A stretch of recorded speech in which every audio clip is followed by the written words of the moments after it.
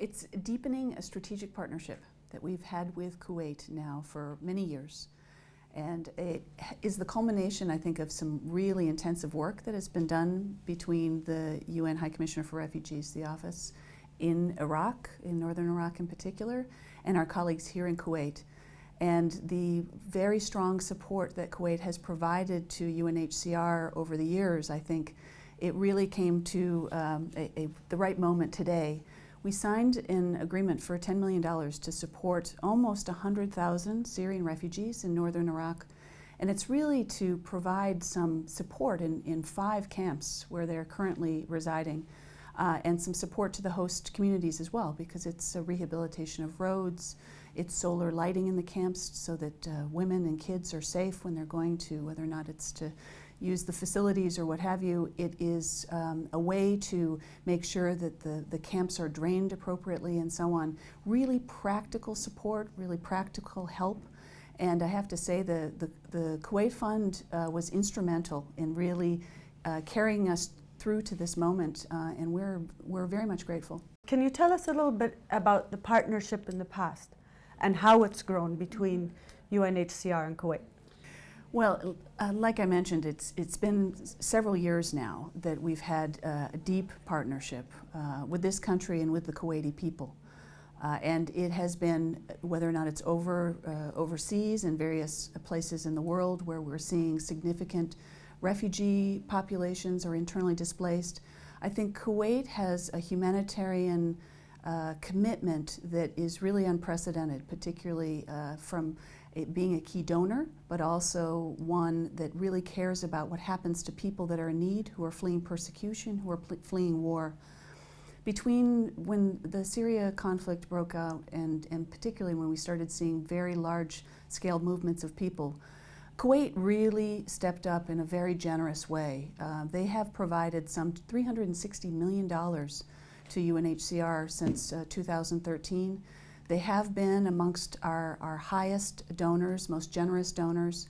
And I think this step today in terms of reestablishing the links in particular with the Syrian refugees in northern Iraq is another step on the way in terms of deepening that strategic partnership. So there's, Kuwait's also participated in several conferences in the past. There's one happening in Belgium, and Kuwait's co-hosting that. Do you have any information to tell us about what's going to be happening at that conference? Yes, indeed. In fact, I'm going to go straight here from Kuwait City to Brussels, where Kuwait, as you mentioned, is among several hosts. And in fact, this is not the first time. Kuwait has hosted major international conferences, particularly on the Syrian humanitarian needs. And I think this is another way for governments, for agencies like myself that UNHCR represent, and a number of partners to come together and try to figure out what more we can do, not just for the forcibly displaced, for the Syrian refugees and those inside the country who have not been able to move and are in desperate need of humanitarian assistance, but also the host countries that have been now protecting and assisting refugees for many years. We just passed now a milestone in terms of 5 million Syrian refugees, mostly in the neighboring countries.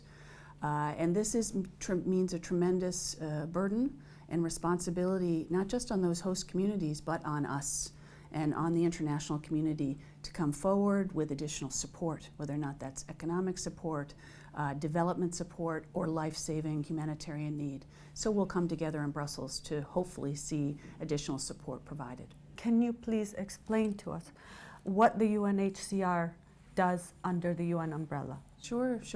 So we have a particular mandate. It goes back to the founding of our organization, and it was supposed to be a temporary mandate where we were to protect and find solutions to refugee situations.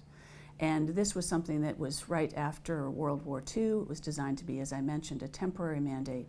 And it unfortunately is one, as we see today, 65 million forcibly displaced in the world, a large number of those being refugees. But we also protect and aid internally displaced and others fleeing crisis, conflict, and persecution.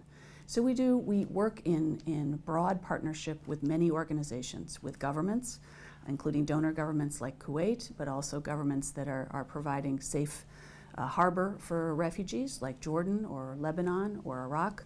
And we partner with organizations in addition to the governments to do everything from provide clean water to a place to live in terms of shelter from the elements, protecting people, for example, that have either suffered tremendous violence and persecution in the places that they're fleeing, or helping them actually rehabilitate.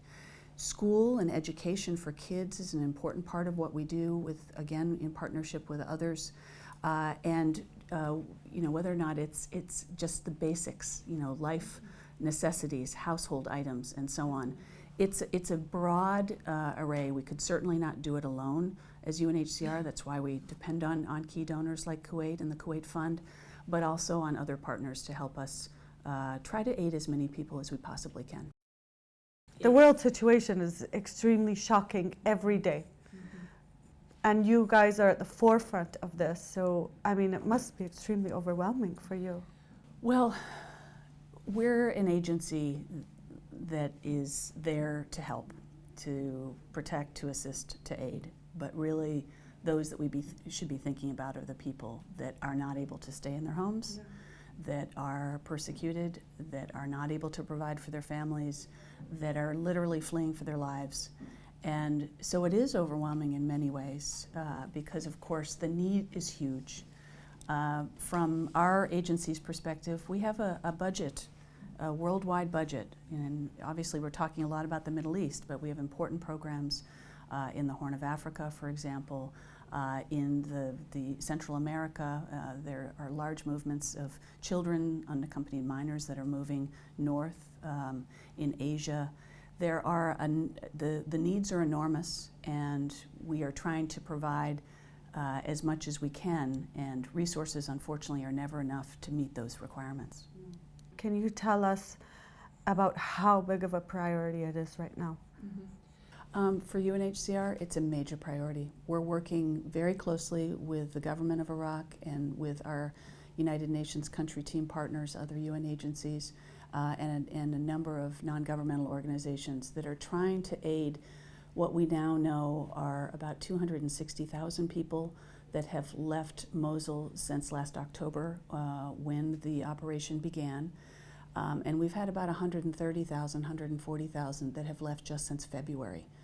And this is an area we're both trying to assist those individuals before areas are cleared and they're able to go back safely and voluntarily and in dignity, but also trying to make sure that that some normalcy of life continues.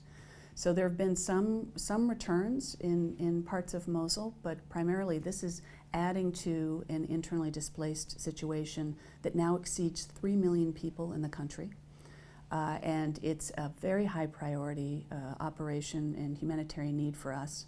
Access continues to be a challenge, definitely no doubt about that, but there are significant numbers that we're able to reach, and again, in strong partnership with others. You must be pretty hopeful for Mosul, that it will, that there is a future there to actually be taking on these projects over there. I mean, how realistic is that?